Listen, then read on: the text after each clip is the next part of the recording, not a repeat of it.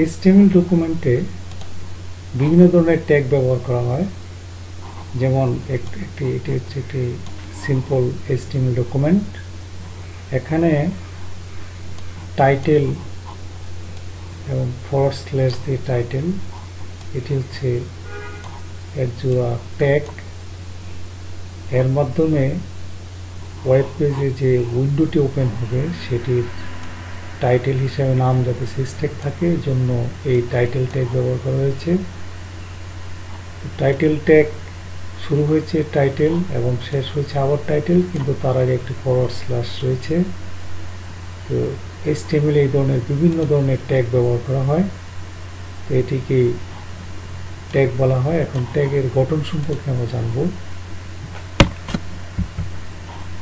যেমন আমরা এই টাইটেল ব্যবহার করেছি, এটিকে ট্যাগ বলা হয়।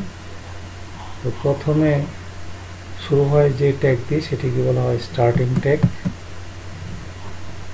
ট্যাগের ভিতর যে ক্যারেক্টার বা লেখা সেটাকে কিওয়ার্ড বা এলিমেন্ট বলা হয়। কিওয়ার্ড বা এলিমেন্টের মাধ্যমে ট্যাগটি কি ধরনের, এটি কি কাজ করবে সেটি নির্দেশ করে।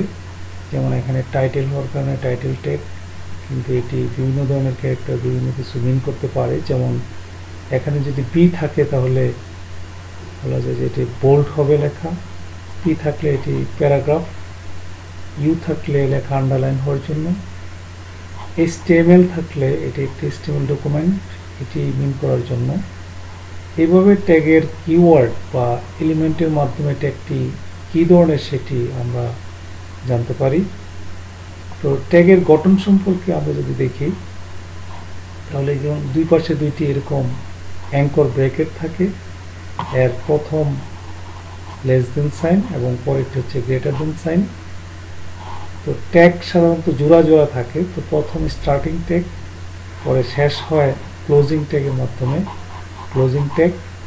ক্লোজিং ট্যাগের মধ্যে স্টার্টিং ট্যাগের একই, কিন্তু তার সাথে একটি সাইন ফরওয়ার্ড স্ল্যাশ ব্যবহার করা হয়।